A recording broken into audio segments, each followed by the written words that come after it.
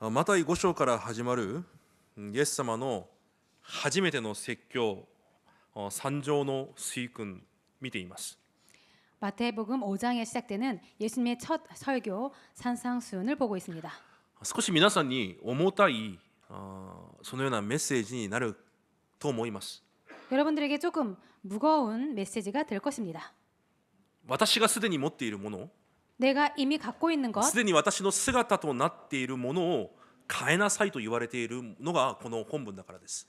자기가 갖고 있는 것을 그것을 바꿔라라고 하는 것이 본문 내용입니다. すでに自分の姿になっています。 이미 자신의 모습이 되어 す 있습니다. でに自分の体質となっているものがあります。 이미 자신의 체질이 된 것이 있습니다. それが間違っていると言われているのがこの本文です。 그것이 틀렸다라는 것이 오늘 본문입니다. だからユダヤ人たちはそれが聞きたくなくてイエス様を十字架にかけて殺しました。 그래서 유대인들은 그것이 싫어서 예수님을 십자가에 달아서 돌아가게 하셨습니다. 今日8つの幸いの中で2番目です。 오늘 팔복 가운데 두 번째입니다. 悲しむ者は幸いであり彼らが慰めを受けると言われます。 애통하는 자는 복이 있나니 그들이 위로를 받을 것이며라고 써 있습니다. この世には笑う角には福来たるということわざがあります。 이 세상에는 일본에는 웃으면 복이 온다 그런 말이 있습니다. すべての人がそう思っているでしょう。 모든 사람들이 그렇게 말할 것입니다. しかし今日イエス様は悲しむ者が幸いだと言われます。 그런데 예수님께서는 애통하는 자가 복이 있다고 하셨습니다. だとしたらイエス様が言われているその悲しみが一体何かを確認しなければいけないんです。 그렇다면 예수님께서 말씀하시는 이 애통이란 도대체 무엇인지 확인할 필요가 また 있습니다. その悲しみを私たちがいつも持っていなければいけないんです。 그리고 그 애통함을 우리들이 항상 갖고 있어야 되겠습니다. 幸せがあり 행복이 있고 喜びがあり 기쁨이 있고 感謝があります。 감사가 있습니다. 安らぎもあります。 평안도 있습니다. 確信もあります。 확신도 있습니다. しかし同時に持っていなければいけない悲しみがあるとイエス様は言われます。 그런데 동시에 갖고 있어야 될 것이 그 애통이 있다라는 것입니다. 今日それが幸いであると神が私たちに言われます。 그것이 오늘 복이 있다고 오늘 하나님께서 우리에게 말씀하십니다. じゃあまず先に一つ目のその悲しみ。 그렇다면 먼저 첫 번째로 그 애통함. 神を離れた者の悲しみは幸いです。 하나님 떠난 자의 애통함은 복입니다. 世の人々はなぜこれほど多くの問題の中で自分が生きているのかを知りません。 세상 사람들은 왜 이렇게나 많은 문제가 있는지 세상 사람들은 모르는 것입니다. だからいつもその悲しみの中で生きています。 그래서 항상 그 애통함 속에 살고 있습니다. しかし神から離れた者の悲しみは当然なことです。 그런데 그 하나님 떠난 자의 애통함은 당연한 것입니다. 例えばある子が誘拐されたとします。 예를 들어서 어떤 아이가 유괴를 당했다고 합시다. 親から離れて誘拐犯と共に生きています。 부모에게서 떠나서 유괴범에게 잡혀서 살고 そ 있습니다. の誘拐犯がいつも食事も服もくれます。 그래서 유괴범이 항상 밥도 주고 그리고 옷도 줍니다. お菓子もくれたり飴もくれたりします。 과자도 주고 사탕도 줍니다. その子供がそれを受けながらそれが自分の喜びとなっていては 그 아이가 그것을 받으면서 그것이 기쁨이 돼서는 それは話にならないわけです。 그것은 말이 안 되는 것입니다. 本当にそれが幸せと感じるなら 정말로 그것이 행복함으로 そ 느껴진다면 の子供の人生はもう終わってるんです。 그 아이의 인생은 끝난 것입니다. いくら良いものがあっても 아무리 좋은 것이 있어도 その子には悲しみがなければいけません。 그 아이는 애통함 속에 사는 것입니다. 悲しみがなければいけないんです。 애통함이 있어야 됩니다. それがその子供には幸いなんです。 그것이 그 아이에게는 복인 것입니다. 本来人間が創造された時に 본래 인간이 창조되었을 때 神と共に生きるように創造されました。 하나님과 함께 살도록 そ 만들어졌습니다. れが人間の根本です。 이것이 인간의 근본입니다. しかしその神から離れ暗闇にとらわれて生きています。 그런데 하나님을 떠나고 흑암에 잡혀 살아갑니다. 私は今よく食べてよく生きているから 나는 오늘 지금 잘 먹고 잘 살기 있기 때문에 私はいい職場があるから 나는 좋은 직장이 있기 때문에 これ以上神様なんか必要ない。 더 이상 하나님은 필요 없어. それが本当に幸いでしょうか。 이것이 정말 행복일까요?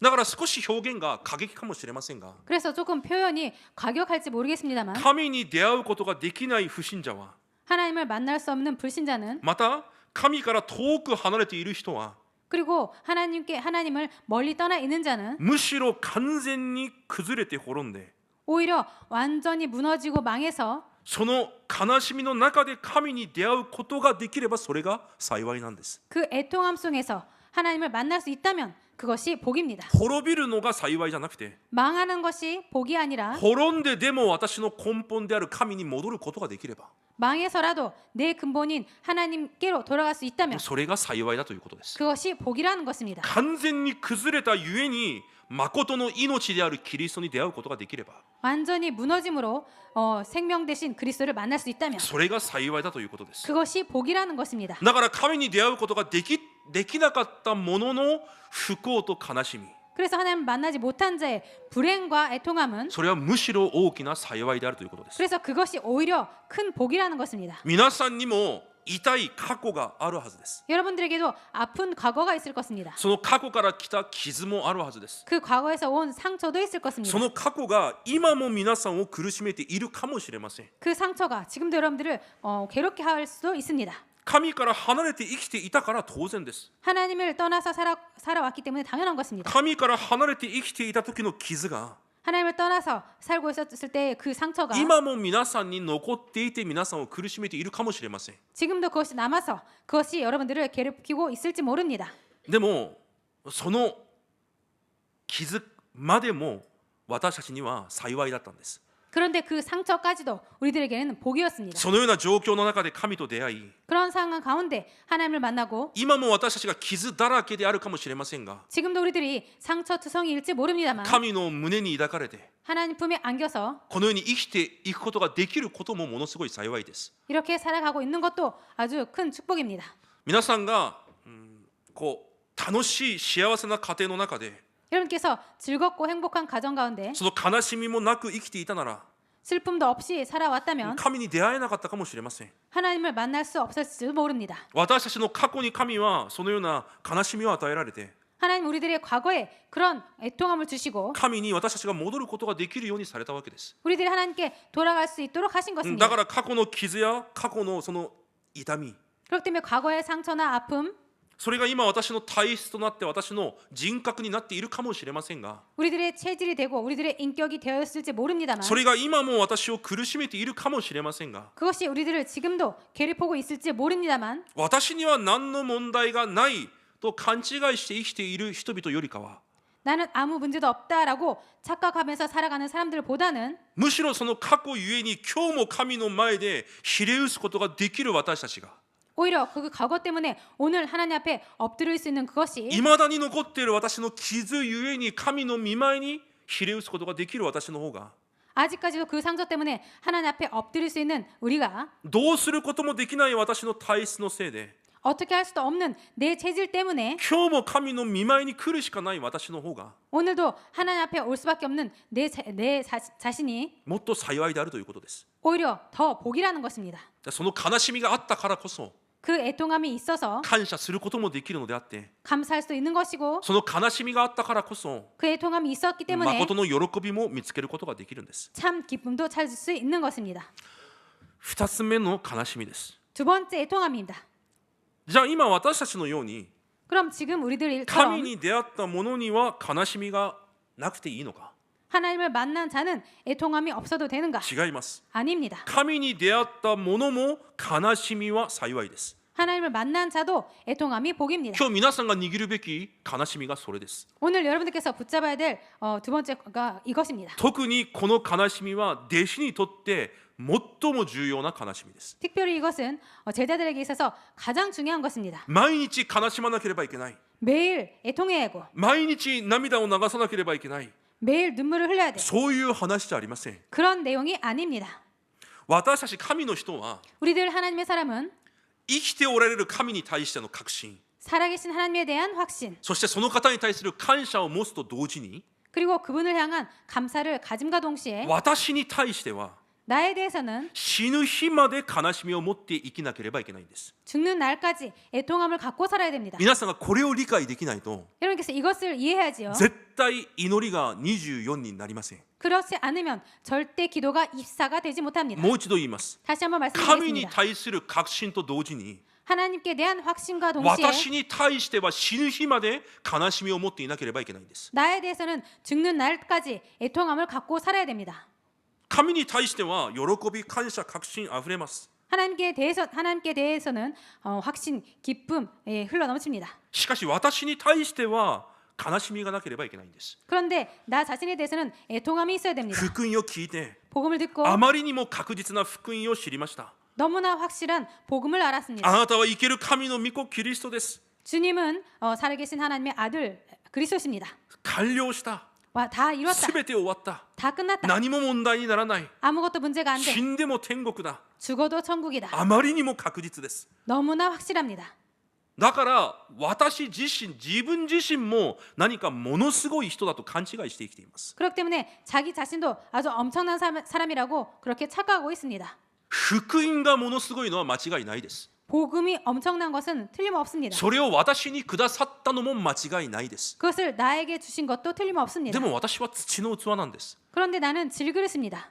私が何かものすごいものに変わったんじゃないんです。 내가 뭔가 대단한 사람으로 바뀐 것이 永 아닙니다. 遠な救いを与えられ、 영원한 구원을 주시고 完全な救いによって私たちを救われました。 완전한 구원으로 우리들을 구원하셨습니다. 実際それも私がすごいから救われたわけじゃないんです。 실제 그것이 내가 대단하기 때문에 구원한 것도 아닙니다. キリストを信じたことによって 그리스도를 믿음으로 神が私を義と認められただけなんです。 하나님께서 나를 의롭다 그렇게 칭한 것뿐이십니다. 私の状態は罪人なんです。 내 상태는 そ 죄인입니다. れは変わりません。 그것은 변하지 않습니다. その罪人である私を見ながら、 그 죄인인 나를 보면서 ただあなたは義だよと神が認められただけなんです。 하나님께서 너는 의인이다 그렇게 인정한 것뿐이십니다. 私がすごいんじゃなくて、 내가 대단한 것이 아니라 福音があまりにも確実で完璧なだけであって、 복음이 너무나 대단하고 완벽한 것뿐이고 私は今日も罪の体質の中で生きているんです。 나는 오늘도 죄의 체질 속에 살고 있습니다. 間違いないです。 틀림없습니다. それほどにまで確実な福音を味わっていたパウロ。 이 정도까지 완벽한 복음을 누렸던 바울. パウロ以上に福音を味わっていた人がいるだろうかと思えるくらいのパウロ。 바울 이상 대단한 사람이 있을까, 복음을 누린 사람이 있을까라고 그렇게 생각될 만큼의 그런 바울. そのパウロもこのように告白します。 그 바울도 이렇게 고백했습니다. 私の中に罪が住んでいると。 내 속에 거하는 죄니라. 私の中に罪が住んでいると言います。 내 안에 죄가 거한다고 말했습니다. 私は本当にダメな、本当に惨めな人間だと告白します。 나는 정말로 못된 공고한 사람이다라고까지 また 고백합니다. 罪人の中で私が頭だとまで告白します。 그리고 내가 죄인 중에 괴순이라라고 말합니다. 皆さんは完全ですか？ 여러분들은 완전하십니까? どうですか？ 어떻습니까? 福音を受けて信仰生活をしている皆さん、 복음을 받고 신앙생활을 하고 계신 여러분들, キリストイエスを知ってその皆で祈れる皆さん、 그리스도의 이름을 알고 그 이름으로 기도하는 여러분들, 皆さんはあまりにも完全ですか？ 여러분 너무나 완전합니까?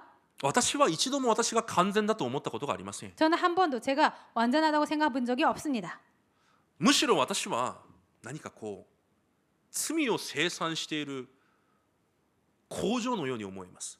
저는 오히려 죄를 생산해내는 공장 같은 생각이 듭니다. 私の心が。 제 마음이. 皆さんは無条件皆さんの考えが正しいと思って生きていますか？ 여러분들 생각이 무조건 맞다고 생각하면서 살고 계십니까? 私は私の感情が、 저는 저의 私の 감정이, 考えが 제 생각이 神の前で本当に恥ずかしいです。 하나님 앞에서 정말로 창피합니다. 私たちの罪を許されただけであって、 우리들의 죄를 용서한 것뿐이고 罪の問題を解決してくださっただけであって、 죄의 문제를 해결해 주신 것뿐이고 罪を覆われただけであって、 그 죄를 덮어주신 것뿐이고 この地上で私たちはいつも罪の状態で生きているんです。 이 세상에서는 우리들은 항상 죄인의 상태로 살고 있는 것입니다. 罪の問題を解決してくださっただけであって、 죄의 문제를 해결해 주신 것뿐이고 私たちが罪を犯さないんじゃないんです。 우리들이 죄를 안 짓는 것이 아닙니다. 罪を犯すしかない状態なんです。 죄를 지을 수밖에 없는 상태인 것입니다. それも毎日毎日です。 그것도 매일입니다. 私の考えが神の前で罪なんです。 내 생각이 하나님 앞에서 죄인 것입니다. 私の判断が神の前で罪なんです。 내 판단이 하나님 앞에서 죄인 것입니다. 私の感情すら絶対主権の神の前で罪なんですよ。내 감정조차도 절대 주권자 하나님 앞에서 죄인 것입니다. 私の不信仰、 내 불신앙, 私の不満、 내 불만, 私の不栄、 내 불평, 私の心配、思い煩い、 내 걱정, 염려, すべてが完全である神の前では罪なんです。 모든 것이 완전하신 하나님 앞에서 죄인 것입니다. 私たちはいつも罪の中で生きている存在なんです。 우리들은 항상 죄 가운데 사는 죄인인 そ 것입니다. れに対する悲しみを持たなければいけないとイエス様が言われます。 그것에 대한 애통함을 갖고 살아야 된다고 예수님께서 말씀하신 것입니다. 第一ヨハネ1章8節から10節に見ると、 요한복음 1장 8절부터 10절을 보면요. 第一ヨハネ1章8節から10節、 요한일서 1장 8절부터 10절. もし私たちが罪がないというなら自らを騙していると神は言われます。 만일 우리가 죄가 없다고 말하면 스스로 속이는 것이라고 예수님께서 말씀하십니다. そして私たちの中に真理がないと言われます。 그리고 우리 안에 진리가 있지 아니할 것이요라고 ま 말씀하십니다. た私は罪を犯していませんというなら 그리고 내가 죄가 없다고 그렇게 말한다면 神の御言葉が私の中にないということだと言われます。 하나님의 말씀이 내 안에 없다라는 것입니다. そうです。 그렇습니다. 神の御言葉が私を照らさないと 하나님의 말씀이 우리들을 비추지 않으면 私の中にある罪が見えないんです。 내 안에 있는 죄가 보이지 않는 御 것입니다. 言葉がないから 말씀이 없기 い 때문에 つでも私が正しいんです。 항상 내가 맞는 것, 바른 것입니다. でも御言葉が照らされれば 그런데 말씀이 비춰지면 本当に私たちも罪人の中の頭なんです。 정말로 우리들도 죄인 중에 괴수인 것입니다. だから私たちは今日も神の恵みが必要なんです。 그렇다면 오늘도 우리들은 하나님의 은혜가 필요한 神の 것입니다. 恵みがなければ 하나님의 은혜가 없으면 何の望みもない、 아무런 소망이 없는 たった一日も生きることができない 단 하루도 살아갈 수 そ 없는 のような私、 그러한다. それに対する悲しみがなければいけないとイエス様が言われます。 그것에 대한 애통함이 있어야 된다고 예수님께서 말씀하십니다. 皆さん勘違いしないで誤解しないでください。 여러분들 착각하지 마시기 착각과 오해하지 마시기 바랍니다. これは絶対確信がないから出てくる悲しみじゃありません。 이것은 절대로 확신이 없기 때문에 나오는 애통함이 아닙니다. むしろ神に対する確信があるから、 오히려 하나님을 향한 확신이 있기 때문에 あなただけが完全であるという確信があるから、 주님만이 완전하다는 확신이 있기 때문에 私にはあなたしかいないという確信があるから、 저에게는 주님밖에 없다라는 확신이 있기 때문에 あなたの恵みじゃなければ、 주님의 은혜가 없으면 キリストじゃなければ 그리스도가 아니면 私は無駄だという確信があるからこそ出てくる悲しみなんです。 나는 아무것도 아니라는 그 확신이 있기 때문에 나오는 애통함입니다. だから私たちは死ぬ日まで 그렇기 때문에 우리들은 죽는 날까지 神に対する信頼と同時に 하나님을 향한 신뢰와 함께 キリストイエスに対する確信と感謝と同時に 그리스도 예수에 대한 그 확신과 감사와 동시에 私に対する悲しみを持って生きていかなければいけないんです。 나에 대한 애통함을 갖고 살아야 되는 것입니다. 今日その話一つです。 오늘 이 내용 한 가지입니다. それが幸いだと言います。 이것이 복이라는 것입니다. なぜですか？ 왜입니까? そうしてこそ神の前に立つことができるんです。 그렇게 해야지 하나님 앞에 설 수 있습니다. 私がどんな存在なのかを知ってこそ 내가 어떤 존재인지 알아야 私が神の前に立たなければいけないということが見えてくるんです。 내가 하나님 앞에 서야 된다는 것이 보이게 됩니다. この悲しみを毎日持って 이 애통함을 매일 갖고 礼拝で 예배에서 御言葉を通して 말씀을 통해서 祈りを通して 기도를 통해서 主の御前に出ていくんです。 주님의 앞으로 나가는 것입니다. 神の恵みがなければ私は何もできません。 주님의 은혜가 없으면 우리는 아무것도 할 수 神が 없습니다. 私を導かれなければ私はどんな道も歩むことができません。 주님께서 우리들을 인도해 주지 않으면 어떤 길도 갈 수 없습니다. 神が働かれなければ私の人生は塵に過ぎません。 주님께서 역사하지 않으면 내 인생은 먼지와 같습니다. このような私に対する悲しみがなければいけないんです。 이렇게 나에 대한 애통함이 있어야 됩니다. ありますか？ 있으십니까? その悲しみ。 그 애통함 있으십니까? その悲しみを持ってこの場に来られましたか？ 그 애통함을 갖고 이 자리에 나왔습니까? 今日朝起きてその悲しみを持って神の前に祈りましたか？ 그 애통함을 갖고 오늘 아침 일어나서 기도하셨습니까? もしないのであれば 혹시나 없으시다면 今日から人生を新しく始めてください。 오늘부터 인생을 새롭게 시작하시기 바랍니다. それが一番早い道です。 이것이 가장 빠른 길입니다. 複雑に考えないで 복잡하게 생각하지 イエス 마시고 様が最初に言われた本当の幸い、 예수님께서 가장 처음 말씀하신 진짜 복, 本当にその幸いがある生活へと私を変えていくのが一番早い道なんです。 그 진짜 복적으로 내 인생을 바꾸는 것이 가장 빠른 방법입니다. 神の御前で皆さんの心が貧しくなることを主の皆で祝福します。 하나님 앞에서 여러분들의 마음이 가난해지시길 주님으로 축복드립니다. そして神の御前で私に対する悲しみが満ち溢れることを主の皆で祝福します。 그리고 하나님 앞에서 나에 대한 애통함이 흘러 넘치는 여러분 되시길 주님으로 축복드립니다. 間違いないです。 その 틀림없습니다. 悲しみがあってこそ 그 애통함이 있어야 それが礼拝の原動力になるんです。 이것이 예배의 원동력이 됩니다.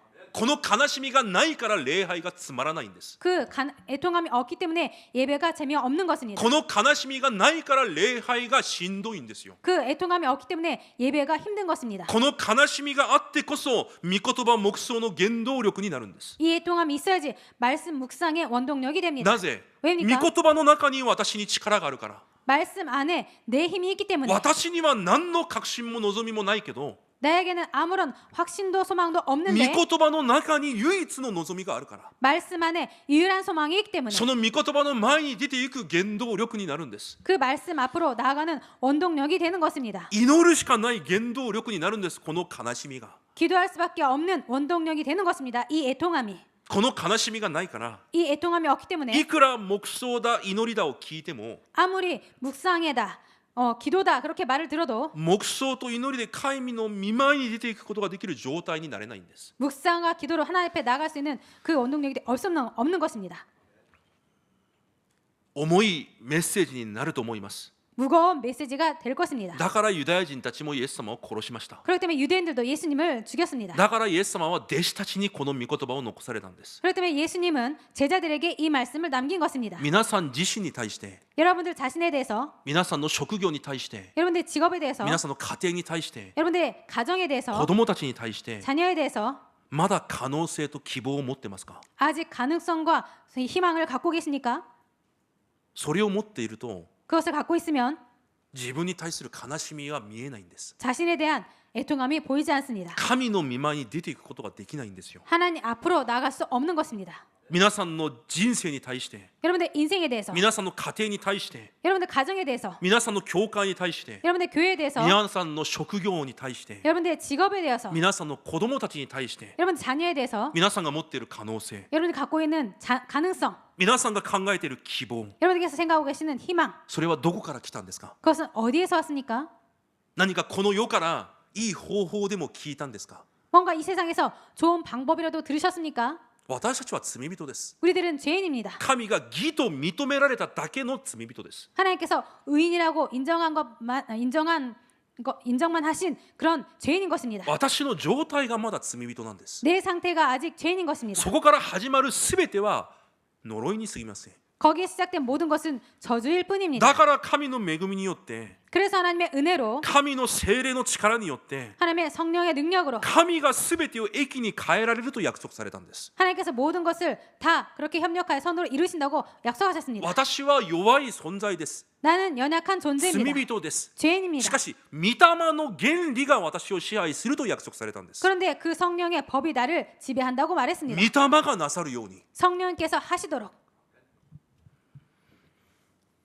だからパウロのような自分自身に対する悲しみがなければいけないんです。 그렇기 때문에 바울같이 자신에 대한 애통함이 없으면 안 되겠습니다. そうしてこそ 그렇게 해야지 私を神の恵みで満たすことができるんです。 나를 하나님의 은혜로 채울 수 있는 そ 것입니다. うしてこそ聖霊の力で私を満たすことができるんです。 그렇게 해야지 성령의 능력으로 나를 채울 수 있는 것입니다. 皆さんが堂々であり、 여러분께서 당당하고 確信で満たされているのはいいことです。 확신으로 흘러 넘치는 것은 좋은 일입니다. それが間違いだとは言いません。 그것이 틀렸다고 말씀드리는 것이 で 아닙니다. も私に対する悲しみ、 그런데 나에 대한 애통함, 神に対する貧しさはなければいけないということです。 하나님에 대한 그 가난함이 있어야 된다는 것입니다. 私に対する、悲しみがないから、 나에 대한 애통함이 없기 때문에 後には神の前でずうずうしくなります。 나중에는 하나님 앞에 아주 뻔뻔스럽게 되는 것입니다. ほとんどがそうです。 거의 모든 사람이 神 그렇습니다. の前でずうずうしくなってしまいます。 하나님 앞에 뻔뻔해집니다. 私が自分の唇で、 제가 제 입술로, 自分の心で、 제 마음에, 自分の考えで、 자신의 自分 생각으로, の暮らしで 자신의 삶에 神の前で罪を犯しているのにもかかわらず、 하나님 앞에서 죄를 짓고 있는데도 불구하고 神の前でそれが恥ずかしいとも思わないくらい、 하나님 앞에서 그것이 창피하다고 생각도 안 될 それ 만큼 くらい私たちの状態がずうずうしくなってしまうんです。 그 정도로 우리들의 상태가 뻔뻔해지는 것입니다. この悲しみがなければ、 이 애통함이 없으면 いくらたくさん長く信仰生活をしても 아무리 많이 신앙생활을 오래 했을지라도 神の恵みは断ち切れるようになってるんです。 하나님의 은혜는 끊어지게 되어 있습니다. 悲しみがないから 애통함이 없기 때문에 何を求めていいのかすら分かりません。 무엇을 구해야 될지도 모르게 だ 됩니다. から貧しさもなくなるんです。 그래서 그 가난함도 없어지는 神 것입니다. の恵みが断ち切られれば 하나님의 은혜가 끊어지면 教会としての私は崩れるようになっています。 교회로서의 나는 무너지게 되어 있습니다. 悲しみがなければ 애통함이 없으면 私たちは崩れるんです。 우리들은 무너집니다. イエス様が言われる幸いはそれなんです。 예수님께서 말씀하신 그 복이란 이런 것입니다. ルカ23章28節にイエス様は 누가복음 23장 28절에 예수님은 エルサレムの娘たち、あなたとあなたたちの子供のために泣きなさいと言われました。 예루살렘의 딸들아 너희와 너희 자녀를 위하여 울라라고 말씀하셨습니다. 申し訳ないです。 죄송합니다. 特に私たち福音運動を一緒にしているすべての生徒たち、 특별히 복음 운동을 같이 하고 있는 모든 성도분들 キリストあまりにも確実です。 그리스도 너무나 확실합니다. だからその悲しみを失っています。 그렇기 때문에 그 애통함을 잊고 있습니다. 私がこの福音運動の中で40年以上育ってきながら、 제가 이 복음 운동 가운데 40년 이상 그렇게 자라오면서 今の大人世代を見るときに 지금도 어른 세대를 보면서 正直に感じる感情がそうです。 솔직히 느끼는 감정이 그것입니다. この悲しみを失っています。 이 애통함을 잊고 있습니다. 私の中におられる方がキリストであって、 내 안에 계신 분이 그리스도이고 私はキリストじゃないんです。 나는 그리스도가 아닙니다. 私は毎日キリストの前で十字架にかけられ死ななければいけない存在なんです。 나는 매일 그리스도 앞에서 그 십자가에 매달려서 죽어야 되는 존재인 違 것입니다. いますか？ 아닙니까? だからパウロが言いました。 그래서 바울이 말했습니다. 私は毎日死ぬと。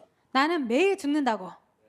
それが悲しみなんです。 이것이 し 애통함입니다. かしこの悲しみを失っているんです。 그런데 이 애통함을 잊고 있습니다. 正直な私の感情、考え、私が感じる部分です。 솔직히 제가 느끼는 부분입니다.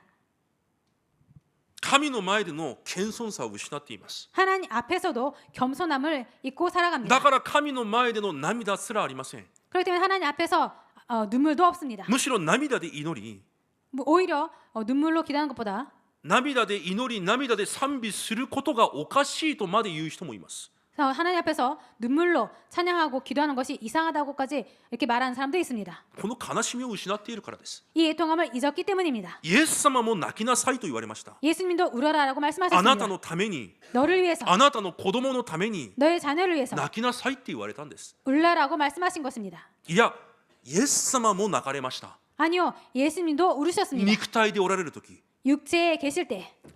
ヘブル5章を見ます。 히브리서 5장을 보겠습니다.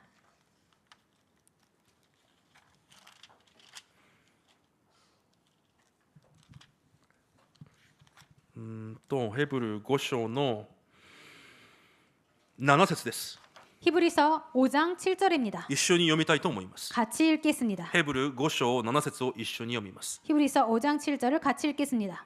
せーの、キリストは肉体を持って生きている間、自分を死から救い出すことができる方に向かって大きな叫び声と涙を持って祈りと願いを捧げ、その経験のゆえに聞き入れられました。アメン。イエス様も肉体でおられるときに、 예수님도 육체에 계실 때 その涙と大きな叫び声によって神に祈られたと書いてあります。 심한 통곡과 눈물로 하나님께 기도했다고 말했습니다. その姿を神が見られ、 그 모습을 하나님께서 보시고 その苦しんで悲しんでいるイエスの姿を見られ、神が答えられたと言われます。 그 슬픔과 그 통곡함을 보시고 하나님께서 그것을 기뻐하셨다고 써 있습니다. 肉体におられるとき、 육체에 계실 때. なぜ私たちが神の御前で泣いちゃいけないんですか？ 왜 우리들이 하나님 앞에서 기도할 때 울면 안 됩니까? 私はそれがいつも疑問でした。 저는 그게 항상 의문이었습니다. イエス様も泣かれたんです。 예수님도 우신 イエ 것입니다. ス様も涙で祈られたんです。 예수님도 눈물로 기도하신 自分の 것입니다. ために、 자신을 弟 위해서, 子たちのために、 제자들을 子 위해서, 供たちのために、 자녀들을 위해서, 次の世代のために、 다음 세대를 위해서, 自分の力では到底できないことを知り、 자신의 힘으로는 도저히 할 수 없음을 보고 こんな私に力をくださいと 이런 저에게 힘을 주세요라고 涙で祈られたんです。 눈물로 기도하신 것입니다. なぜ私たちにはその悲しみがないんですか？ 왜 우리들에게 그 애통함이 없습니까? 悲しみがない教会は崩れるしかないんです。 슬픔이 없는 교회는 무너질 수밖에 お 없습니다. 金がないから崩れるんじゃないんです。 돈이 없어서 무너지는 것이 力 아닙니다. がないから崩れるんじゃないんです。 힘이 없어서 무너지는 것이 人 아닙니다. がいないから崩れるんじゃないんです。 사람이 없어서 무너지는 것이 아닙니다. 悲しみがないから崩れるんです。 애통함이 없기 때문에 무너지는 것입니다. 悲しみを持てば 애통함을 가지면 約束されたじゃないですか。 약속하지 않았습니까? 神が慰められると。 하나님께서 위로하신다고.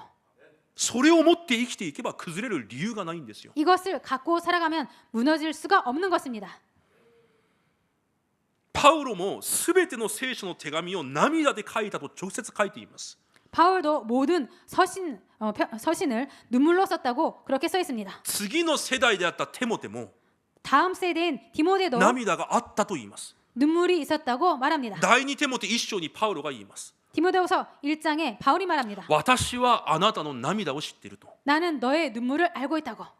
皆さんは神の御前で涙の祈りがありますか？ 여러분들은 하나님 앞에서 눈물의 기도가 있습니까? ただそうなのかと聞く時間になっちゃいけないんです。 아, 그냥 그렇구나라는 그렇게 듣는 시간이 돼서는 안 됩니다. 特にこの三条の水君は 특별히 이 산상수훈은 今からでも 지금부터라도 本当に私の暮らしにならなければいけないんです。 정말로 내 삶이 되어야 됩니다. じゃあ私たちには本当にこの涙の祈りがありますか？ 그렇다면 우리들에게 정말로 이 애통함의 기도가 있습니까? イエス様が語られるこの悲しみが私たちにありますか？ 예수님께서 말씀하시는 이 애통함이 우리들에게 있습니까? それを見つけ出すんです。 그것을 찾아내는 それを 것입니다. 答えられなければいけないんです。 그것을 응답받아야 됩니다. 私たちが答えられなければいけないのは 우리들이 응답받아야 되는 お 것은 金をたくさん与えられて楽しむことじゃないんです。 돈이 많이 주어져서 즐거워하는 것이 아닙니다. この悲しみが答えられなければいけないんです。 이 애통함의 응답을 받아야 됩니다.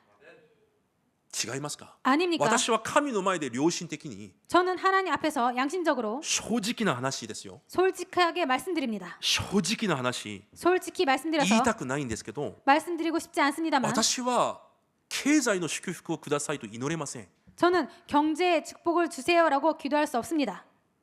良心的に 양심적으로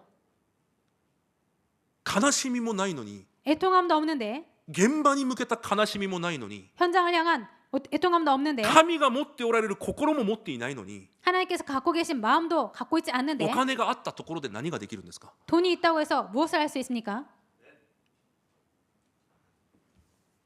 また今日イエス様が言われたように、 오늘 또 예수님께서 말씀하신 것처럼 子供たちも 자녀들도 私たちの子供たちが 우리들의 자녀들이 このような親の祈りの涙を食べながら育たなければいけないんです。 이런 부모의 기도에 눈물을 먹고 자라나야 됩니다. 私が幼い頃はまだ 제가 어렸을 때는 아직 本当にお母さん方やおばあちゃんたちや 정말로 어머니들이나 그리고 할머니들이 もう教会全体の雰囲気がそうだったんです。 교회 전체 분위기가 그랬습니다. この教会の話じゃなくて、 이 교회의 내용이 말씀이 아니라 その時代の教会という雰囲気がそうだったんです。 그 당시 그 시대의 교회 분위기가 年 그랬습니다. 配の方々が、 나이 드신 ま 분들이나 たおばあちゃんたちが、 그리고 お 할머니들이 母さんたちが 어머님들이 毎日教会で涙を流しながら祈り、 매일 교회에서 눈물로 기도하시고 毎朝涙の祈りで一日を始め、 매일 눈물로 기도하면서 하루를 시작하고 そのように家庭が家族が子供たちの一日が始まったんです。 그렇게 가정과 가족의 자녀들의 하루가 시작된 것입니다. 私もそれを食べて育ちました。 저도 그것을 먹고 자랐습니다. 私が今この場に立っているのは、 제가 지금 이 자리에 서 있는 것은 私に何かこれっぽっちの何かがあったからじゃないんです。 저에게 뭔가 조금이라도 뭔가 있어서가 아닙니다. 私はこんなところに立てる人間じゃありません。 저는 이런 곳에 설 그런 인간이 아닙니다. 本当に親の祈り、そしておばあちゃんや多くの親戚方々の祈りによって今ここに立っているんです。 정말로 부모님들의 기도 그리고 할머님의 기도 그리고 많은 분들의 친척분들의 기도로 지금 이 자리에 있는 것입니다. それを食べて私も育ちました。 그것을 먹고 저도 자랐습니다. しかしこの頃は全くありません。 그런데 최근에는 전혀 없습니다. この頃のお母さんたちは正直わかりません。 요즘 어머니들 솔직히 모르겠습니다. 子供たちが本当にこのような祈りの涙を食べて育っているのか正直わかりません。 정말로 자녀들이 부모님들의 그 눈물의 기도를 먹고 자라고 있는지 솔직히 모르겠습니다. イエス様が言われたこの痛み、 예수님께서 가나심이. 말씀하신 이 애통함, この悲しみがあってこそ私たちが主を見上げることが初めてできるんです。 이 애통함이 있어야지 그제서야 주님을 바라볼 수 있게 됩니다. この悲しみがあってこそ完全である神に祈ることができるんです。 이 애통함이 있어야지 완전한 하나님 앞에서 기도할 수 있게 됩니다. 私に対する悲しみがあるから 나에 대한 애통함이 있기 때문에 神に向けた礼拝が喜びになるんです。 하나님을 향한 예배가 기쁨이 됩니다. 私に向けた悲しみがあるから 나에 대한 애통함이 있기 때문에 御言葉が私の慰めになるんですよ。 말씀이 나에게 위로가 되는 것입니다. こんな私に対する悲しみがあるから 이런 나에 대한 애통함이 있기 때문에 私が祈れることが感謝なんです。 내가 기도할 수 있는 것이 감사입니다. 私が祈ったことが私に確信となるんです。 내가 기도한 것이 나에게 확신이 되는 것입니다. 私にこれっぽっちの望みもないから 나에게 조금의 일말의 소망도 희망도 없기 때문에 皆さんに本当にこの悲しみが回復されることを主の皆で祝福します。 여러분들에게 진짜 이 애통함이 회복되시기를 주님의 이름으로 축복드립니다. この日本で私たちの教会だけは 일본에서 저희 교회만이라도 他の教会がどうであれ 다른 교회가 어떻든 本 간에 当に神の前で心が貧しく 정말로 하나님 앞에서 마음이 가난해지고 私に対する悲しみを持った教会になることを主の皆で祝福します。 나에 대한 애통함이 회복되는 여러분 되시기를 주님의 이름으로 축복드립니다. そして最後の3番目です。 그리고 마지막 세 번째입니다. 神の悲しみを持った伝道者に天のすべての幸いがついてきます。 하나님의 애통함을 가진 전도자에게 하늘의 모든 복이 따라옵니다. 私たちがこの日本で本当に幸いがある人生になるために 우리들이 일본 땅에서 진짜 그 복을 가진 자가 되기 위해서 日本に向けた神の悲しみを私たちが抱かなければいけません。 일본을 향한 하나님의 애통함을 우리들이 가져야 됩니다. この日本は数千年間 이 일본은 수천 년 동안 サタンの12の枠に閉じ込められている国です。 사탄의 12가지 틀에 갇혀 있었던 일본입니다. 創世記3章神なしでも大丈夫だ。 창세기 3장 하나님 없어도 괜찮다. あなたがあなたのために生きていけばいいんだ。 네가 널 위해서 살아가면 돼. そのサタンの惑わしが 그 사탄의 유혹이 今も全世界をこの日本を覆っています。 지금도 전 세계를 이 일본을 덮고 있습니다. だから創世記6章 그래서 창세기 6장 肉となって 육이 되어서 肉のためにだけ生きていきます。 육만을 위해서 살아갑니다. 目に見えることのだけ生きていくんです。 눈에 보이는 것만을 위해서 살아갑니다. 結局創世記11章 결국 창세기 11장 私の衣食住 내 의식주 私の成功だけが私が生きていく理由になります。 내 성공만이 내가 살아가는 이유가 됩니다. その根本的な3つの問題のせいで 이 근본적인 세 가지 문제 때문에 3つの枠が生まれたんです。 세 가지 틀이 생겼습니다. それが使徒の働き13章16章19章です。 이것이 사도행전 13장, 16장, 19장입니다. 13章 사도행전 13장 宗教の文化 종교의 문화. いくら力があっても 아무리 능력이 自 있어도 分の力でできないということを人間が本能的に知っています。 자신의 힘으로는 할 수 없음을 인간이 본능적으로 알게 됩니다. だから使徒の働き13章のように 그래서 사도행전 13장처럼 霊媒師に自分の人生を聞きながら生きていくしかないんです。 점장이들에게 자신의 인생을 물으면서 살아갈 수밖에 없습니다. また創世記10使徒の働き16章の占い 그리고 사도행전 16장의 그 무속인들 そして19章の形がある偶像形がない偶像 그리고 사도행전 19장에 형태가 있는 우상, 형태가 없는 우상 それら全てが人間の枠となって 이것이 모두 인간의 틀이 되어서 生まれる時もこの中で生まれ 태어날 때도 이 속에서 태어나고 死ぬ時もこの中で死んでいきます。 죽을 때도 이 속에 죽게 됩니다. どんな人間も 어떤 인간이라도 だからこの6つの運命から逃れることができないんです。 그렇기 때문에 이 6가지 상태에서 벗어날 수가 없게 되는 悪魔 것입니다. の子供として生まれ 마귀 자녀로 태어나고 偶像先祖を使いながら生きていくしかない運命 우상과 조상을 섬기면서 살아갈 수밖에 없는 운명. だから当然精神的な問題が来ます。 그래서 당연히 정신적인 문제가 옵니다. 精神的な問題があるから目に見える問題も現れてきます。 정신적인 문제가 있기 때문에 눈에 보이는 문제도 나타납니다. 肉体の問題 육의 문제, 家庭の問題 가정 문제, 子供たちの問題 자녀들의 문제. それだけじゃありません。 그것뿐만이 아닙니다. 死んで地獄に行き 죽어서 지옥에 가고 代々それが受け継がれていきます。 그것이 대대로 물려지게 됩니다. 日本はこのサタンの枠に閉じ込められている国です。 일본은 이 사탄의 틀에 갇혀 있는 나라입니다. その結果現れるしかないんです。 그 결과 나타날 수밖에 없습니다. 精神的な問題が 정신적인 문제가 当然目に見える問題も現れてきます。 당연히 눈에 보이는 문제도 나타납니다. そこにこの世は全く答えを与えられずにいます。 이것에 전혀 이 세상은 문제를 답을 주지 못하고 있습니다. それは医学だったり政策で治すことができる病気じゃないんです。 이것은 의학이라든가 정책으로 고칠 수 있는 병이 아닙니다. 神から離れた結果なんです。 하나님을 떠난 결과입니다. あの人たちがおかしいんじゃなくて、 저 사람들이 이상하다가 아니라 サタンの枠に閉じ込められている状態なんです。 사탄의 틀에 갇혀 있는 상태입니다. 私たちもその中にいました。 우리들도 그 안에 있었습니다. しかし神は私たちを先に選ばれ、そこから解放されたんです。 그런데 하나님께서 우리들을 먼저 선택하시고 거기에서 해방시켰습니다. 同じ状態です。 같은 상태입니다. ただ私たちを選ばれ、そこから解放されただけです。 그냥 우리들을 그곳에서 선택하시고 해방하신 것뿐입니다. カナンを生かすために 가나안을 살리기 위해서 イスラエルの民をエジプトから救い出されました。 이스라엘 백성들을 애굽에서 구원하셨습니다. しかし彼らは悲しみがないから、 그런데 그들은 애통함이 없기 때문에 貧しさがないから、 가난함이 없기 結 때문에 局荒野で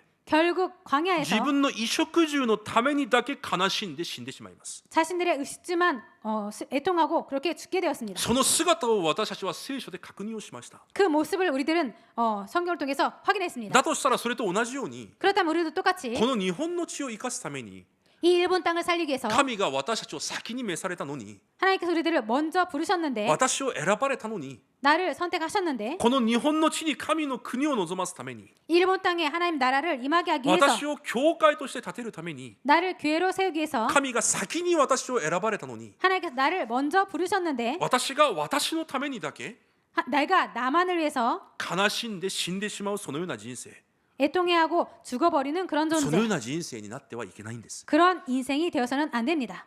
ルカ19章41節に見ると、 누가복음 19장 41절을 보면요, イエス様がエルサレムの町を見ながら涙を流されました。 예수님께서 예루살렘 성을 보시면서 눈물을 흘리셨습니다. イエス様がエルサレムの町を見ながら涙を流されたんです。 예수님께서 예루살렘 성을 보시면서 눈물을 흘리셨습니다. なぜ泣いちゃいけないんですか？ 왜 울어서는 안 됩니까?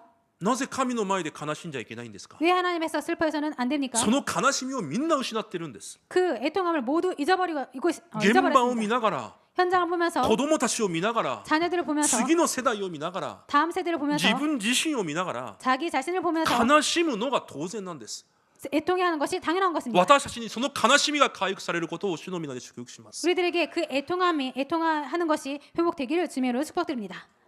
世の涙じゃなくて、 세상의 눈물이 아니라 聖なる神の涙が私たちになければいけません。 거룩한 하나님의 눈물이 우리들에게 있어야 됩니다. 神はこの日本の現場を見られ、悲しみの涙を流しておられるのに、 하나님은 이 세상을 보면서 그 현장에 대한 애통함을 보고 눈물을 흘리고 계시는데 私たちにその悲しみがない、 우리들에게 그 애통함이 없다. 悲しみがない人は絶対に伝道者になることはできません。 애통함이 없는 자는 절대로 전도자가 될 수 私 없습니다. たちが伝道ができない、 우리들이 전도를 못한다. 伝道が起こらない、 전도가 안 일어난다. 私の力がないからじゃありません。 내 힘이 없어서가 아닙니다. 神の悲しみがないんです。 하나님의 애통함이 없는 것입니다. 私たちの教会に他のものがないんじゃないんです。 우리들 교회에 다른 것이 없는 것이 아닙니다. 神の悲しみがないんです。 하나님의 애통함이 없습니다. 神の悲しみがなくなった教会は 하나님의 애통함이 없어진 교회는 絶対にこの世を生かすことができません。 절대로 이 세상을 살릴 수가 없습니다. 単純に私たちの教会に経済が回復されれば、 단순히 우리 교회에 경제가 회복된다면 伝道宣教ができると思ってますか？ 전도 선교가 될 수 있다고 생각하십니까? 単純に私たちの教会の雰囲気が良くなれば、 단순하게 우리 교회의 분위기가 좋아진다면 伝道宣教ができるとお思いでしょうか？ 전도 선교가 된다고 생각되십니까? 神の悲しみがない教会は 하나님의 애통함이 없는 교회는 絶対に伝道宣教に用いられることできません。 절대로 전도 선교에 쓰임 받을 수 없습니다. 私たちに必要なのはお金じゃないんです。 우리들에게 필요한 것은 돈이 아닙니다. 私たちの教会に必要なのは神の悲しみです。 우리들 교회에 필요한 것은 하나님의 애통함입니다. 私に必要なのは肉的な何かじゃないんです。 나에게 필요한 것은 육적인 뭔가가 아닙니다. 神が願われる私に対する悲しみが必要なんです。 하나님께서 원하시는 나의 애통함이 필요한 것입니다. この地で私たち教会が 이 땅에서 우리들 교회가 彼らを生かすことができないことに悲しみを持たなければいけません。 그들을 살릴 수 없음에 애통함을 가져야 됩니다. だから祈れるんですよ。 그렇기 때문에 기도할 수 있는 것입니다. だから神の前で祈り続けることができるんです。 그렇기 때문에 하나님 앞에서 계속 기도할 수 있는 것입니다. もちろんこの悲しみは私たちが持ちたいからといって持てるものではありません。 물론 이 애통함을 우리들이 갖고 싶다고 해서 가질 수 있는 것이 아닙니다. だからこの手術、 그렇기 때문에 주일날, また水曜日、 수요일, 金曜日、 금요일 伝道者として御言葉を受ける姿勢が重要なんです。 전도자로서 말씀을 받는 자세가 중요합니다. 私たちが伝道者としての祈りを持って、 우리들이 전도자로서의 기도를 갖고 この悲しみを持って御言葉を受けることによって、 이 애통함을 갖고 말씀을 받음으로 神が御言葉で私たちの心に望まれるんです。 하나님께서 말씀으로 우리들 마음에 임하시는 것입니다. 神が私たちの心に望まれるんです。 하나님께서 우리들 마음에 임하시는 것입니다. そして初めて神の悲しみを私が持つことができるようになるんです。 그때야서야 비로소 우리들이 하나님의 애통함을 가질 수 있게 되는 것입니다. 今日3つの悲しみについて語りました。 오늘 세 가지 애통함에 대해서 말씀드렸습니다. 正直難しい話でもありません。 솔직히 어려운 말씀도 아닙니다. 神の前で正直であればいいんです。 하나님 앞에서 솔직하면 됩니다. この悲しみがないなら、 이 애통함이 こ 없다면 の悲しみを受けるために祈りを始めてください。 이 애통함을 받기 위해서 기도를 시작하시기 間違っ 바랍니다. たすべて私の姿を捨てて、 잘못된 내 모든 모습을 버리고 本当に御言葉の前で 정말로 말씀 앞에서 御言葉を通し私の心に神が望まれるように、 말씀을 통해서 나에게 하나님께서 임하도록 御言葉が私に神様の臨在として望まれることができるように、 말씀이 우리들 안에 하나님의 임재가 있도록 そのような祈りを持って今日から新しく生まれ変わる皆さんになることを主の皆で祝福します。 그러한 기도를 가지고 오늘부터 여러분께서 새롭게 거듭나시는 여러분 되시기를 주님의 이름으로 축복드립니다. 今日の祈りの集中です。 오늘의 기도에 집중입니다. 悲しむ者は慰められると約束されました。 애통하는 자는 위로 받을 것이요라고 말씀하셨습니다. 人の温かい慰めは私たちの霊を生かすことはできません。 사람의 따뜻한 위로는 우리들의 치료를 우리들이 치료를 받을 수 私たち 없습니다. の霊を生かすことができません。 우리들의 영을 치유할 수 없습니다. 人の感動的な慰めはサタンの運命から人を救うことはできません。 사람의 따뜻한 위로는 그 사탄의 운명에서 사람을 구할 수 없습니다. 皆さんの慰めは何ですか？ 여러분들의 위로는 皆 무엇입니까? さんにとって皆さんの生活の中で慰めは何ですか？ 여러분들에게 있어서 여러분들의 삶의 위로는 무엇입니까? 今皆さんの慰めが何になっていますか？ 지금 여러분들의 위로가 무엇이 되어 있습니까? 人ですか？ 사람입니까? お金ですか？ 돈입니까? それともお酒ですか？ 그게 아니면 술입니까?